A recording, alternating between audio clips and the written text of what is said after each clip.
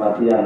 Nah, kematian itu adalah suatu hal yang pasti. Untuk itu marilah kita simak dan kita dengarkan. Semoga apa yang disampaikan nanti dapat kita ambil hikmahnya dan dapat menambah pengetahuan kita. Untuk itu para yang terhormat Bapak Muhammad Ibrahim, kepada beliau kami persilakan.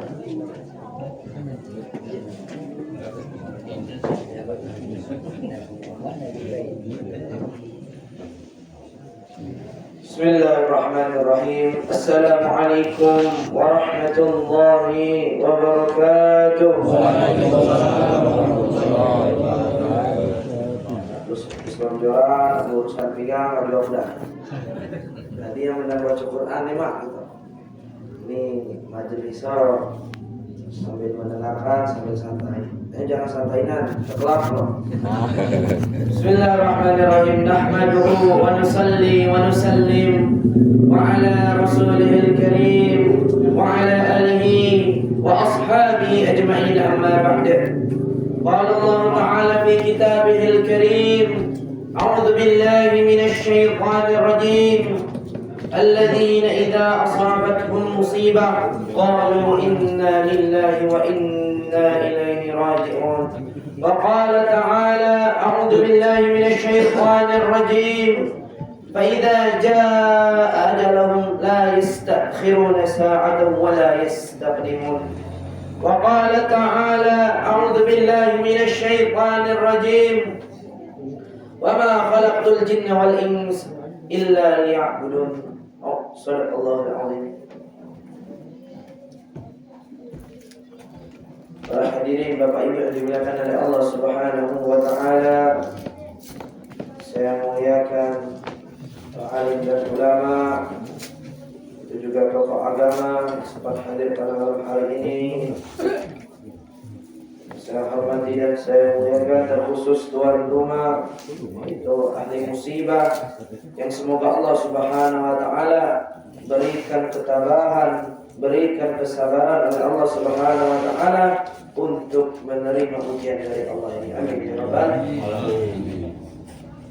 Itu juga saya hormati kepala desa Lubu Ula atau yang mewakili, ketua BPD serta perangkat atau yang mewakili para tokoh masyarakat, tokoh adat, dan dikyawan, dan juga Bapak Ibu yang dimuliakan oleh Allah Subhanahu wa taala, yang insyaallah pada malam hari ini kita berharap oleh Allah Subhanahu wa taala kebaikan yang diberikan kepada orang-orang saleh terdahulu Allah Subhanahu wa taala berikan juga kepada kita. Amin ya rabbal alamin.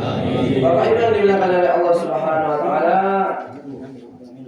perlu kita ketahui bahwasannya hidup kita yang di dunia ini yang Allah Subhanahu wa taala ciptakan, kita ini punya tujuan. Kate makhluk yang di dunia ini Bapak Ibu yang Allah ciptakan kate tujuan. Semua memiliki tujuan. Manusia Allah ciptakan punya tujuan. Hewan Allah ciptakan punya tujuan. Tumbuh-tumbuhan Allah ciptakan galonnya punya tujuan. Nah, maka prinsip kita dalam kehidupan sehari-hari, kita nak tahu pedionian tujuan kita. Allah Subhanahu wa taala telah berfirman di dalam Al-Qur'an yang artinya, tidaklah aku ciptakan jin dan manusia kecuali hanya untuk beribadah kepada Allah Subhanahu wa taala. Jadi yang berkebun, yang berdagang, yang berbisnis, yang ngajar, ngurus santri, ngurus murid, ngurus kolam ikan, ngurus kawo, semuanya punya tujuan utama, yaitu untuk beribadah kepada Allah Subhanahu wa taala. Maka kita jangan salah misi, Pak. Ngumpulkan harta, ngumpulkan duit, ngumpulkan pangkat dan jabatan, hanya lupa tujuan pertama kita. Tujuan pertama kita Allah ciptakan hanya untuk beribadah kepada Allah Subhanahu wa taala. Maka Bapak Ibu yang dimuliakan oleh Allah Subhanahu wa taala, jemonya beribadah itu nedo lepas dari yang namanya ujian. Jemaah yang beribadah tidak lepas dari yang namanya cobaan. Maka Bapak Ibu dimuliakan oleh Allah Subhanahu wa taala, jemaah paling mulia, jemaah yang paling banyak mengamalkan kebaikan, jemaah yang paling banyak derajat atau paling tinggi derajat di sisi Allah Subhanahu wa taala, yaitu para anbiya, para nabi dan rasul. Mereka pun diuji oleh Allah Subhanahu wa taala.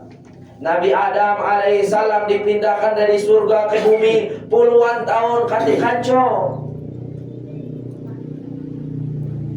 Dia berdoa kepada Allah Subhanahu wa taala, Rabbana zalamna anfusana wa illam taghfir lana wa tarhamna lanakunanna minal khasirin. Beliau mengungkapkan kezaliman karena telah berbuat salah kepada Allah Subhanahu wa taala. Nya kita ni repot lah tiap hari berdosa, tiap hari nak maksiat, hanya dia nak istighfar, hanya dia nak bertaubat. Nabi baik Bapak Ibu yang keruan derajat tu diciptakan oleh Allah Subhanahu wa taala maksum, katik dosa, katik kesalahan, masuk surga tanpa hisab. Lagi merasa punya dosa, merasa pernah berbuat zalim. Yang repot ini kita nih, nedok keruan derajat di sisi Allah, nedok keruan keturunan jemaah soleh apa bukan, hanya dia tidak bertaubat, dia tidak yang namanya istighfar. Nah ini yang repot. Bapak Ibu yang dimuliakan oleh Allah Subhanahu wa taala, Nabi Ibrahim alaihissalam diuji oleh Allah Subhanahu wa taala, dilemparkan ke api yang berkobar. Diceritakan api yang dibuat oleh Raja Namrud itu Bapak Ibu sebesar gunung Dempo ini. Saking besar, burung yang lewat di atas api tersebut hangus terbakar. Aku dapat bahasa lintang. Kalau kebakaran itu ujung ngentonon. Duk apa jauhnya nih? Kebakaran ngentonon. Jadi dapat bahasa kamus bahasa lintang. Apa ini aku dapat? Jadi kebakaran yang api membakar Nabi Ibrahim itu sebesar gunung Dempo. Saking besarnya. Burung yang lewat hangus. Ngentonon tadi. Gara-gara ngentonon tadi. Ketika Nabi Ibrahim alaihissalam dilemparkan oleh alat yang namanya manjanik. Manjanik itu Bapak Ibu betetan besar. Beliau bahasa sini yang betetan ini. Kasih sama be, alhamdulillah. Ini repot itu. Nah jadi waktu dilemparkan oleh bala tentara Raja Namrud tadi, beliau yang dirasakan oleh Nabi Ibrahim. Beliau berdoa, Qul ya naru kuni bardan wa salaman ala Ibrahim. Katakanlah Ibrahim kepada api tersebut, dinginlah. Maka seketika itu juga Bapak Ibu, api yang namanya panas tadi jadi dingin. Nabi Ibrahim diuji oleh Allah Subhanahu wa taala, dilemparkan ke api. Nabi Musa alaihissalam juga Bapak Ibu dikejar-kejar oleh bala tentara Fir'aun. Fir'aun itu saking jahat Bapak Ibu, anak kita berendak dinamakan Fir'aun. Nggak ada dong, saking jahat semua itu. Nah ketika itu Nabi Musa dikejar-kejar ingin dibunuh. Nabi Musa ini utusan Allah untuk mendakwai Fir'aun. Faqula lahu qawlan layyinan la'allahu yatadzakkaru aw yakhsha. Omongkan sama Fir'aun tuh, omongkan yang baik-baik dan yang lembut-lembut. Nah maka dakwah nih Pak, maka masuk ke hati itu yang lembut. Jangan yang keras-keras, nyampaikan ke keluarga kita yang belum galak sembahyang. Jangan dibentak, jangan diancam. Ya kabar di calon penuntut neraka. Nah, dia tidak lagi sholat dia sampai seumur hidup lo. Harus lembut. Contohnya siapa? Nabi Musa dakwai Fir'aun. Kata Allah apa? Faqula lahu qawlan layyinan. Berkatalah yang baik, layyinan, yang lembut kata Allah. Fir'aun yang sejahat itu didakwai oleh Allah, didakwai oleh Nabi Musa, diperintahkan Allah lembut, apalagi nak dakwai keluarga kita. Jadi Bapak Ibu dimuliakan oleh Allah Subhanahu wa taala, ketika itu diceritakan Nabi Musa membelah lautan. Lewatlah rombongan Nabi Musa beserta para jamaah. Ingin dibunuh oleh Fir'aun yang jahat tadi. Begitu juga Nabi kita Nabi Muhammad sallallahu alaihi wasallam. Jangankan fisik beliau, zahir beliau pun, batin beliau pun sering disakiti. Diceritakan beliau pernah dakwah ke kota Taif. Jadi Bapak Ibu kalau lagi haji atau umroh kalau semoga tahun ini dia panggil oleh Allah. Amin. Dipanggil beliau ini. Bro. Panggil bro. Aman matilah siap. Apa nih jadi aminkan? Nya namanya mati. Fa idza jaa ajaluhum la yastakhiruna sa'atan wa la yastaqdimun. Nedo baca kodai snap stapu aku nak nginai kebun kawaku. Akap pagi be malaikat. Nedo baca pula kita nak minta percepat. Maka dipersiapkan amal-amalnya. Siap mati? Artinya berani jawab. Pokoknya siap, nedo siap, disiapkan amal soleh. Bapak Ibu yang dimuliakan oleh Allah Subhanahu Wa Taala. Jadi Nabi Muhammad SAW dakwah ke kota Taif. Beliau husnuzon prasangka baik. Jemu di kota Taif ini kan di daerah pegunungan. Anggaplah di pegunungan Gunung Dempo itu. Jadi jemunya ramah, lembut, bersih, memuliakan, tapi pedionya didapatkan oleh Nabi Muhammad SAW.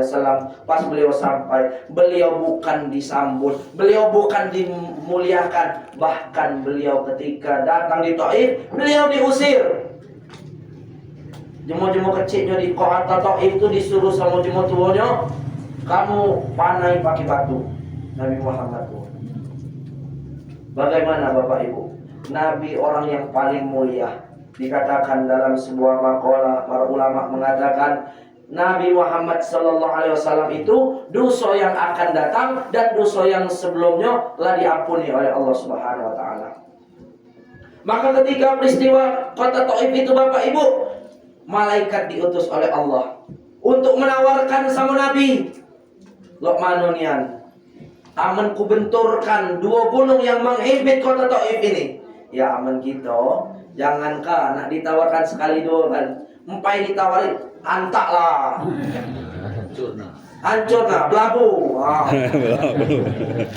Na'udzubillah min zalik. Tapi apa kata Nabi Muhammad SAW? Babu, illam yakun bika alayya ghadabun fala ubali. Selagi Allah yaitu Rabbku, Tuhanku nedo marah sama aku nedo peduli. Nak jemo musir, nak jemo nedo terima, nak jemo manai pakai batu, aku nedo peduli. Itulah akhlak Nabi kita, Pak. Maka di dalam bulan yang mulia ini, alhamdulillah, almarhumah ibunda kita, bibinda kita Hairuna binti Oni ini, Bicik Runa ini, setiap hari semenjak aku buat majelis maulid Nabi 40 hari berturut-turut, beliau ini nedo pernah nedo hadir terus. Termasuk ibu-ibunya jadi Lubuk Ula ini Bapak Ibu, beliau inilah kadang aku absen mano ibu-ibu, beliau ini nedo pernah nedo hadir. Bahkan aku baru cerita sama anaknya yang nomor 2 kemarin itu, sempat nak ditawai ke Palembang mujinya. Anyo nenda, karena apa? Takut ninggalkan majelis taklim, takut ninggalkan majelis ilmu. Nah itulah bukti atau tanda-tanda jemu itu mati dalam keadaan husnul khotimah. Akhir hayatnya diisi dengan keadaan yang baik-baik. Akhir hayatnya diisi dengan amal-amal kebaikan. Lemak lajak di mantan preman daripada mantan kiai. Oh, inilah pesongkok putih, berjubah putih, hanya masih mimpi berapa nomor di malam? Repot itu. Na'udzubillah min dzalik. Maka Bapak Ibu yang dimuliakan oleh Allah Subhanahu Wa Taala, apa makna aku ceritakan ujian-ujian Nabi yang barusan tadi? Maknanya adalah yang sekelas Nabi baik, yang kesolehannya, yang derajatnya oleh Allah Subhanahu Wa Taala dijamin. Apalagi kita nyonedo keluar derajat di sisi Allah ini. Nedo mungkin kita nedo diuji oleh Allah Subhanahu Wa Taala. Pasti dan pasti nak dia kaya, dia miskin, dia tua, dia muda, dia rakyat, dia pejabat, diuji oleh Allah Subhanahu Wa Taala. Jangan dikira Pak Prabowo duduk di istana sana nedo pening pala, pening pula. Pening lo kita mikirkan kau Pak Gubernur Pak Bupati, Pak Wali Kota. Jangan kamu pikir mereka nedo pening, nedo royo, nedo lelah. Mereka juga lelah, mereka juga payah. Tetapi kalau kita gunakan royo kita, lelah kita untuk Allah, disitulah banyak ganjaran kebaikan. Bapak Ibu yang dimuliakan oleh Allah Subhanahu wa taala, dan perlu kita ketahui juga firman Allah Subhanahu wa taala, la yukallifullahu nafsan illa wus'aha. Allah itu ketika muji hambanya tidak mungkin di luar kapasitasnya. Ujian jemo soleh sama jemo nyogalak maksiat beda ujiannya. Ujian jemo nyogalak maksiat hari-hari nak narkoba tulah, nak masang togel tulah, nak berjudi tulah, nak maling tulah. Ya sekali baik setan godau. Udah ini nak aningi suara muadzin memandangkan azan di masjid tuh. Hanya jemonya soleh tadi, nyola rajin ibadah tadi, lah beda pulo setan yang goda tadi. Lah galak sholat, lah galak hadir majelis taklim, beda lagi lah tingkatan perwira. Tahu amannya setan goda jemonya galak maksiat ini tadi masih tamtama. Hanya jemo yang soleh galak ke masjid, lah galak sodako, lah galak ngaji, lah kelas perwira, tingkat setan galak goda. Maka Bapak Ibu dimuliakan oleh Allah Subhanahu wa taala, termasuk ujian yang sangat berat mungkin bagi kita, diantaranya ditinggal oleh orang yang tercinta, ditinggal oleh jemotuo, ayah, endung, ditinggal sama anak, ditinggal sama istri, ditinggal sama suami. Tapi perlu kita ketahui Bapak Ibu, di balik ujian tersebut Allah bukan merendahkan derajat kita. Allah bukan nak merendahkan martabat kita. Justru disitulah Allah Subhanahu wa taala ingin meninggikan derajat hamba-Nya. Amin ya Allah. Maka kalau diuji jangan galak lu, jangan galak marah, jangan galak purik. Diuji dikit, awak nak jemur kawo, hujan dat turun, ngapunian nak hujan lagi deh. Karena lagi musim hujan, Pak. Maka Bapak Ibu yang dimuliakan oleh Allah Subhanahu wa taala, ujian yang diberi oleh Allah Subhanahu wa taala itu kalau kita ikhlas, kalau kita berserah diri kepada Allah, qanaah terhadap apa yang diberikan oleh Allah Subhanahu wa taala, disitulah Allah akan angkat derajat seorang hamba tersebut.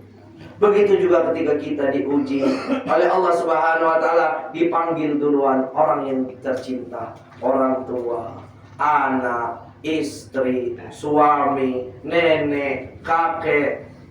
Orang-orang seperti itu memang dekat dengan kita. Orang-orang seperti itu memang memiliki hubungan batin sama kita. Akan tetapi jangan sama sekali kita menyalahkan kudrahnya Allah Subhanahu wa taala, menyalahkan takdirnya Allah Subhanahu wa taala. Karena kematian Bapak Ibu yang dimuliakan oleh Allah Subhanahu wa taala itu adalah hak prerogatifnya Allah Subhanahu wa taala.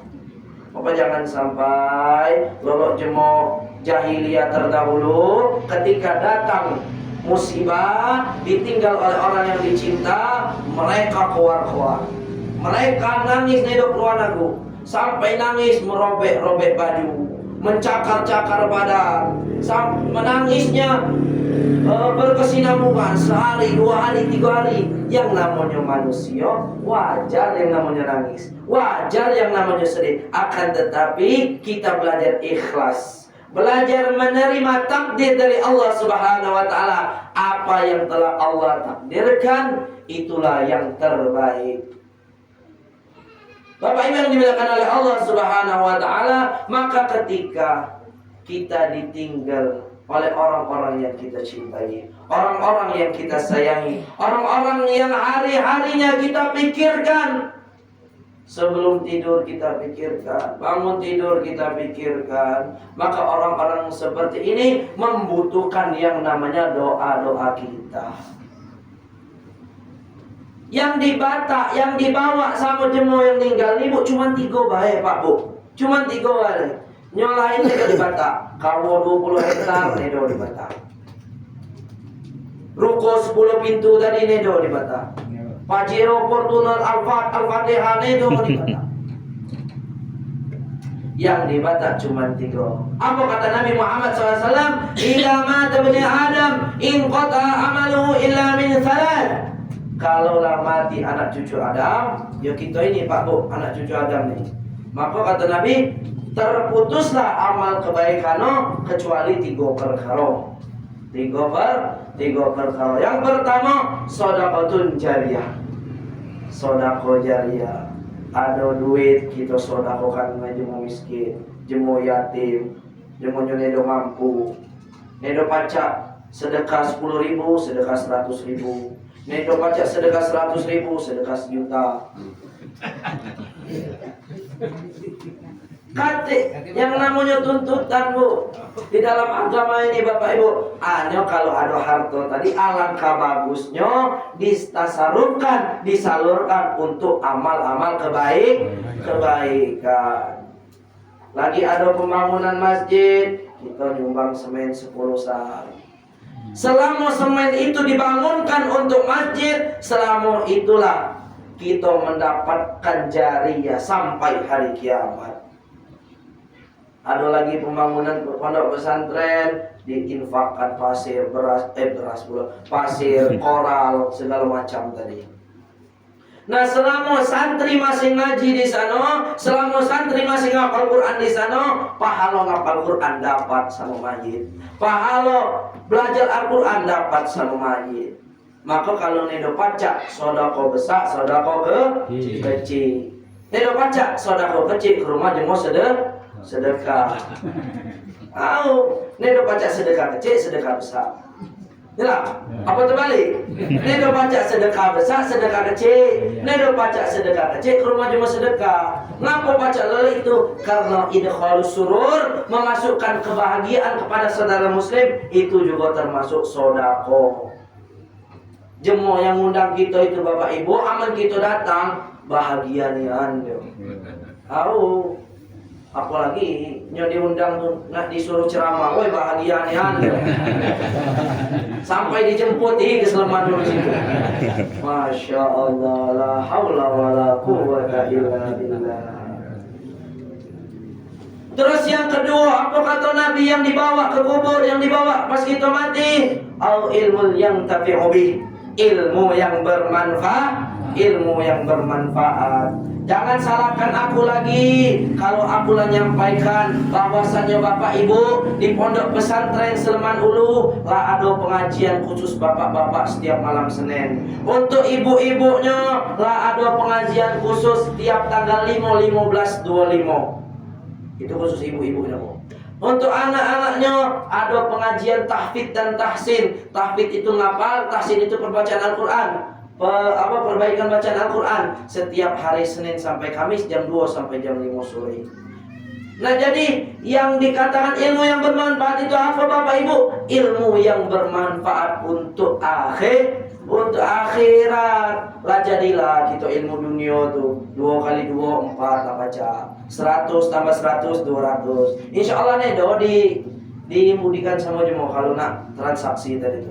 Hanya ilmu akhirat inilah yang terkadang kita ini kurang, yang terkadang kita ini nedo mikirkan. Bapak aku lah ngajak, yang bapak-bapak tadi malam Senin habis Isya. Bapak-bapak, yang salah itu bukan jemonyo buyo, bukan jemonyo bodoh, bukan jemonyo nedo paham, bukan jemonyo nedo tahu. Yang salah itu jemola buyo, la bodoh, la nedo tahu, la nedo paham, anyo nenek belajar. Nah, itulah yang salah. Yang kita nedo paham, kita nedo tahu, itu nedo salah. Cuman masih galak belajar. Alhamdulillah, bukan ngaji Quran baik di situ Bapak Ibu. Belajar ilmu tauhid, belajar ilmu fikih, belajar ilmu hadis. Pedionya ilmu tauhid itu Ustaz, ilmu tentang ketuhanan. Kita 40 tahun, 50 tahun ibadah, keruat nedo. Allah yang kita sembah itu lolok mana? Allah yang kita sembah itu sifatnya seperti apa?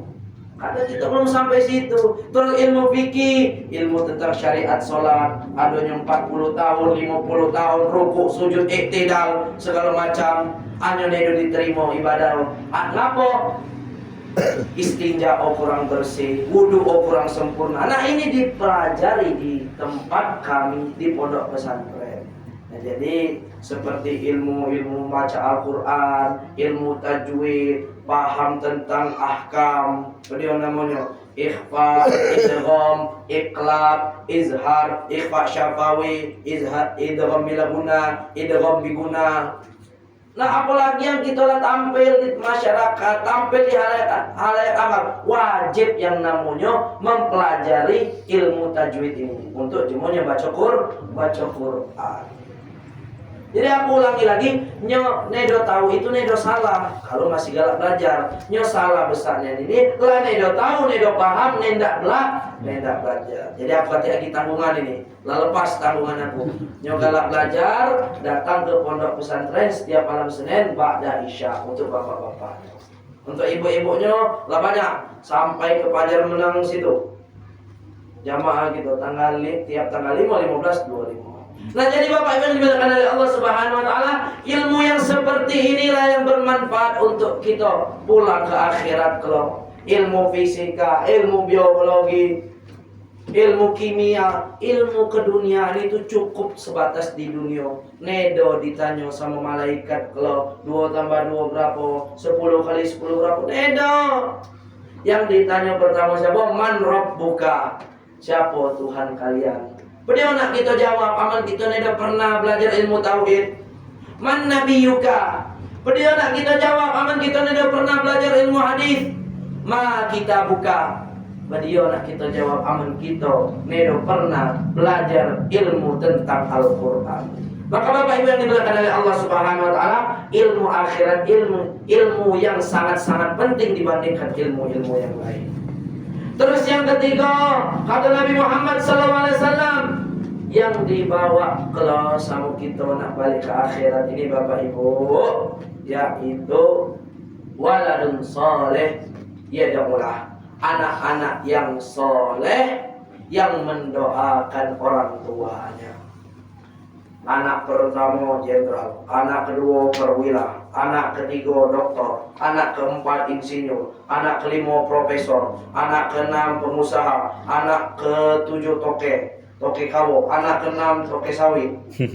Oh, ada toke saang bro. Hanya anak-anak ini ketika jemutuannya mati, ketika jemutuannya meninggal, katik satu pun yang mendoakan.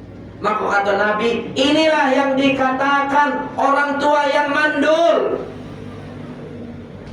Maka Nabi pernah nanya sama sahabat, wahai sahabatku, keruan nedo, siapa yang mandul? Maka sahabat jawab, jemunya mandul, jemunya kati anak, kata sahabat. Bukan itu kata Nabi. Bukan jemonyo kati anak, tapi jemonyo mandul itu kata Nabi Muhammad sallallahu alaihi wasallam, jemonyo ada anak tapi anak onedo bermanfaat untuk untuk akhirat. Katiknya melanjutkan sujud, katiknya melanjutkan bacaan Quran, katiknya melanjutkan ibadah-ibadah. Inilah orang yang rugi ketika sampai akhirat. Maka Bapak Ibu dimuliakan oleh Allah Subhanahu wa taala, katik yang namanya terlambat, katik yang namanya aku inilah hidup baca lagi Ustaz. Aku inilah uzur Ustaz, asam urat, sakit pinggang, lambung kambuh. Katik, selagi kita masih ada kemauan, kita bisa mensekolahkan anak kita, kita bisa menuntut ilmu, kita bisa mensodakokan harta kita. Kalau itu masih di dunia, kalau masih di dunia, kalau sampai kubur Bapak Ibu, katik lagi yang namanya bawa emas sekilo tadi, bawa permata, bawa berlian tadi ibu-ibu, yang kalungnya berat sampai 2,5 kilo tadi, nedo dibata. Bahkan 1 kerikil pun nedo kita batak sampai dikubur lo. Beliau di kubur pas kita datang, ana baitul wahdah, aku nih tempatnya sendirian. Di rumah, di pojok kasur, dikacoi sama istri, dikacoi sama suami, dikacoi sama anak-anak. Tapi sampai kubur, apa kata kubur? Ana baitul wahdah. Terus apa lagi kata kubur? Dia ngomong, ana baitut turab, aku tempatnya debu. Pas di dunia tidur di kasur king coil, tidur di kasur bola dunia segala macam. Hanya pas sampai di kubur cuman tanah dan debu lah yang jadi kacau gitu. Kata kubur dia mengatakan juga, ana baitul khala, aku tempat yang sepi. Di kiri kanan depan belakang selalu dikancoi kita sama kerabat-kerabat, sanak saudara, anak dan istri, suami juga. Tapi ketika sampai kubur kita dewean. Nah, apa cahaya untuk menerangi kubur kita ini Bapak Ibu? Yaitu amal-amal soleh. Maka jangan sampai yang kata Nabi baina sitina ila sab'ina, 60 sampai 70 tahun baik kita hidup di dunia ini, kita nedo menyiapkan bekal-bekal tadi. Kata Nabi, siapa orang yang cerdas itu? Bukan jemonya banyak harta, bukan jemonya memiliki kepopularitasan di dunia, bukan dia yang mengumpulkan pangkat dan jabatan di dunia, bukan dia yang cari ketenaran di dunia. Apa kata Nabi? Al-kaisu mangdana nafsahu amila bima ba'dal maut. Jemonya cerdas, jemonya pintar, yaitu jemo yang mempersiapkan kehidupan setelah kematian. Yakin nih dong Bapak Ibu, habis mati ini hidup lagi? Yakin nih dong? Hidup di dunia apa di akhirat? Katiknya jemo dihidupkan di dunia lagi. Katik yang namanya hidup 2 kali itu. Maka aku masih agak bingung. Ada jemonya nyawa 9 itu di mana? Ada dikatakan ada jemo itu nyawanya 9, dibunuh hidup lagi, dibunuh. Katik jemonya lele itu. Yang namanya sudah mati, wafat, meninggal di dunia, maka dia akan dibangkitkan di akhirat.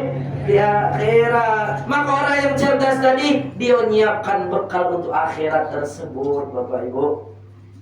Ya kita berangkat jak di dusun nak ke Jawa, jak di dusun nak ke Palembang, harus ada bekal. Duit nak disiapkan, makanan nak disiapkan, pakaian nak disiapkan. Itu baru perjalanan dari dunia ke dunia. Belum lagi perjalanan kita jauh tadi Bapak Ibu. Itu baru ceritakan kubur. Sampai kubur jemonya di zaman Nabi Adam yang mati itu sampai ini masih dikubur Pak Bu. Belum dibangkitkan, belum merasakan nikmat surga atau siksa neraka belum. Mereka masih nunggu kita. Berarti berapa puluh ribu tahun mereka nunggu. Saking lamanya dikubur tadi. Maka setelah dikubur dibangkitkan di mahsyar. Di mahsyar nanti Bapak Ibu, disitulah anak lari dari orang tuanya, orang tua lari dari anaknya. Ngadu sama Nabi Adam. Nabi Adam ini udah baca tunjuk syafaat. Ngadu sama Nabi Ibrahim belum baca tunjuk syafaat. Ngadu sama Nabi Musa belum baca tunjuk syafaat. Tetapi ada orang yang sangat-sangat sibuk, orang-orang yang sangat berjasa terhadap kehidupan kita dunia maupun akhirat, tidak lain dan tidak bukan yaitu Nabi Muhammad sallallahu alaihi wasallam. Beliau tidak ridho, beliau tidak rela Bapak Ibu masih ada umatnya yang di neraka sedangkan beliau masuk surga. Bayangkan Bapak Ibu. Lah sampai akhirat beliau Nabi Muhammad sallallahu alaihi wasallam masih sempat mikirkan umatnya. Padahal singgah sana atau tempat yang disiapkan oleh Allah itu Bapak Ibu paling mewah, paling megah. Tapi Nabi masih memikirkan kita. Nah maka sungguh heran, sungguh bodoh kita ini lah hidup panjang-panjang 60 sampai 70 tahun, bahkan ada yang 80 tahun. Lisan kita ini jarang dibasahi dengan sholawat Nabi. Ada majelis maulid Nabi, ayo tahun depan baca. Ada majelis taklim, minggu depan baca. Ada majelis kebaikan, majelis khataman Quran, bulan depan baca. Minggu depan baca, bulan depan baca, tahun depan baca, akhirnya mati belum sempat hadiri majelis kebaikan. Nak sholat berjamaah ke masjid, besok baca. Ai lusa baca. Ai minggu depan baca.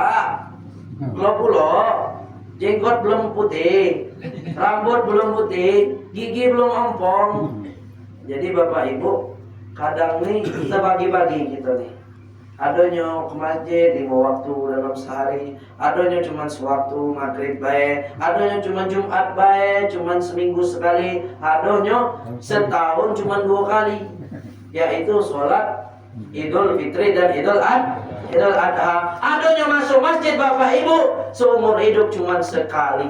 Itu pun sholat tuh di depan imam, ditakbirkan 4 kali, inna lillahi wa inna ilaihi rajiun. Maka jangan sampai kita sesali. Penyesalan di akhirat kalau kati gunanya Bapak Ibu.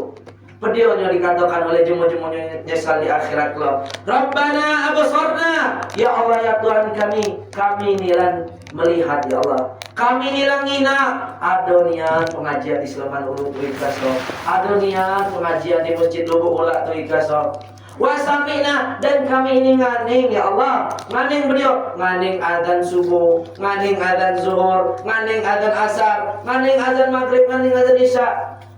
Farji'na, kembalikan kami sesaat ya Allah. Nak ngapun ya jemu tadi minta kembalikan. Nedo mikirkan kawunya 20 hektar tadi. Nedo mikirkan sawitnya 200 hektar tadi. Nedo sampai terpikir lagi itu Bapak Ibu. Pediam kata jemunya nyesal di akhirat lah. Na'mal salihan inna muqinun, kami nak beribadah, kami nak beramal soleh, kami nak berbuat amal-amal kebaikan. Tapi Bapak Ibu, penyesalan tinggallah penyesalan. Nak banyu mato sampir banjiri diri dia, katik gunung sampai banyu mato tadi lagi diganti dengan air darah, katik gunungnya.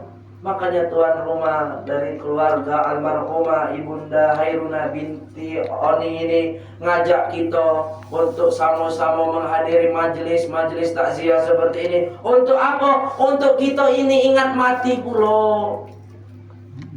Kadang kita ini terjebak sama slogan tua-tua keladi, makin tua makin jadi. Makin tua makin jauh jadi masjid, makin tua makin dekat sama gelanggang, makin tua makin kencang masang 2 nomor 4 nomor tadi, 2 angko 4 angko tadi. Na'udzubillahi min dzalik. Yamutul mar'u ala ma asya. Bapak Ibu perlu kita ketahui, kita ini matinya sesuai dengan kebiasaan. Mati sesuai dengan kebiasaan. Seperti almarhumah Bici Runa ini, alhamdulillah beliau wafat dalam keadaan sakit. Tapi sebelum sakit ketika itu rajin hadir majelis taklim, hadir majelis khataman Quran, hadir majelis kebaikan-kebaikan di masjid, di pondok pesantren. Bahkan beliau ngaji ke Ustadz Tajuddin di Talang Tinggi situ.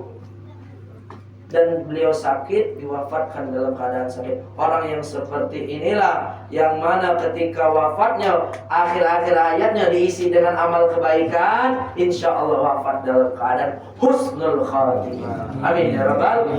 Hanya yang kita repotkan ini hari-hari nak bermaksiat pula, hari-hari nak berjudi pula, hari-hari nak ngentet motor, ngentet ayam jemur pula.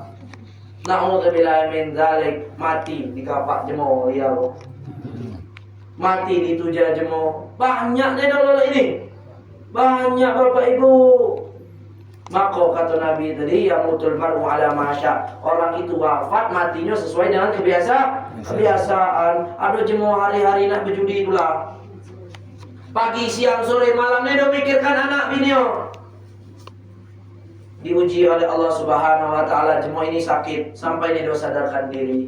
Maka ditalkin itu di BCI Bapak Ibu. Di BCI di samping telinganya, bukan di BCI lokano warisan, lokano tanah, nekang lokano rumah kita, nekno bukan itu, tapi yang ditalkinkan la ilaha illallah Muhammadur Rasulullah. Maka ketika ditalkinkan lafaz-lafaz seperti ini, karena lisannya ini tadi nedo tebasi, nedo biasa untuk dibasahi dengan lafaz-lafaz mulia seperti ini, dia La ilaha illallah Muhammad Rasul.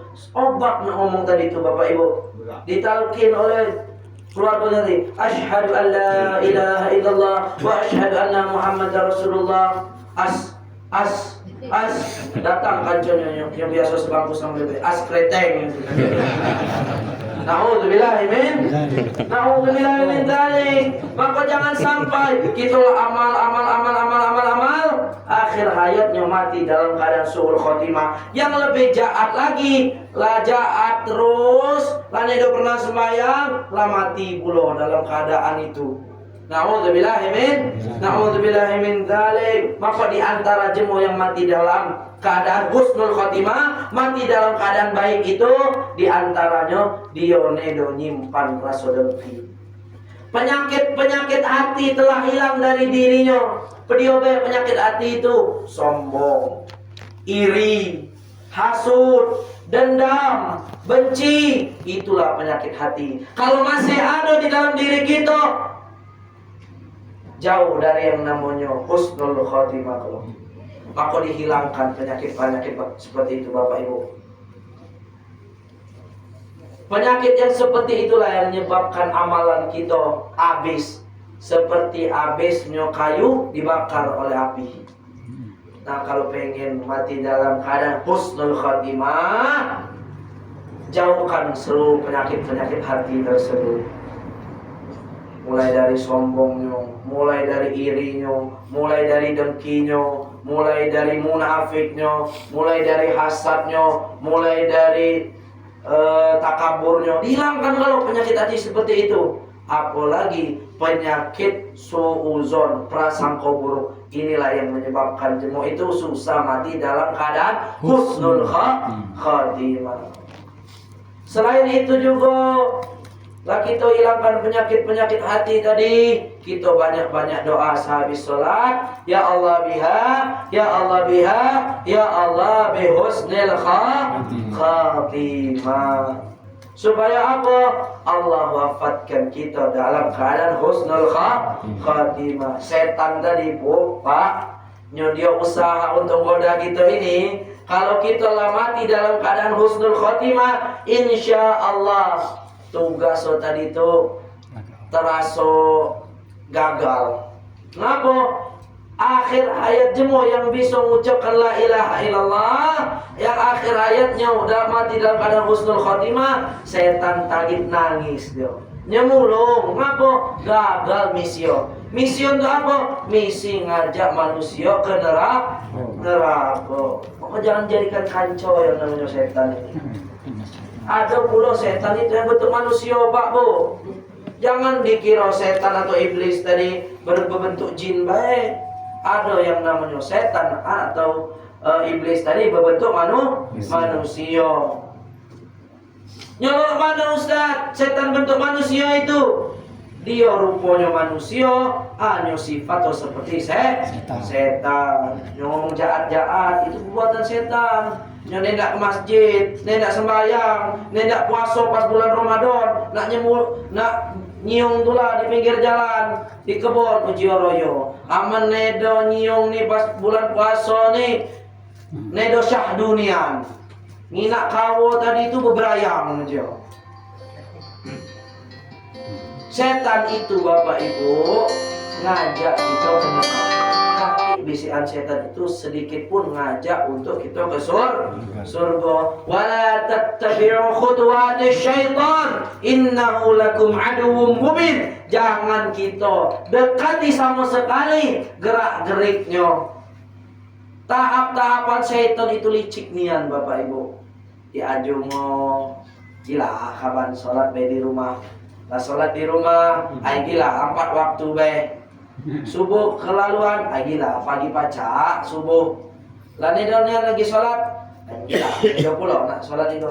Damping aja mau juga berjudi. Damping be, nedonnya tak berjudi tadi itu. Nah ngiring aja seronde 2 ronde, nah ngiring tadi. Ujung-ujungnya mati dalam keadaan su'ul khotimah.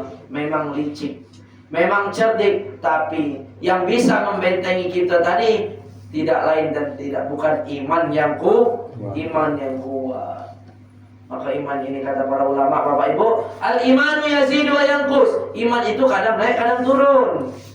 Yazidu bil amali soleh, dia naik pas kita beramal soleh. Wa yanqusu bil ma'asi, dia pacak turun, dia pacak berkurang, dia pacak merosot kalau kita bermaksiat. Maka jangan sampai iman yang ada di dalam diri kita ini, Bu, alhamdulillah kita ni lahir Islam, bapangdung kita Islam, buyut kita Islam, nenek moyang kita Islam. Maka iman dan Islam yang ada di dalam diri kita ini dijago. Jangan sampai mati lo jemu askreteng ini tadi. Na'udzubillah min dzalik. Banyak sebenarnya contohnya. Hari-hari nak balapan tulah mati di sirkuit. Hari-hari nak main bola tulah mati di stadion. Na'udzubillah min dzalik. Maka cita-cita yang terbaik, cita-cita yang tertinggi, jadikanlah cita-cita di dalam diri kita ini minta mati dalam keadaan husnul khatimah. Jangan berpikiran, Ustaz aku ini banyak yang dosa, aku ini seringnya maksiat, aku ini masih galak ngentet, aku ini masih galak bezina, aku ini masih galak berjudi, aku masih galak lo ini.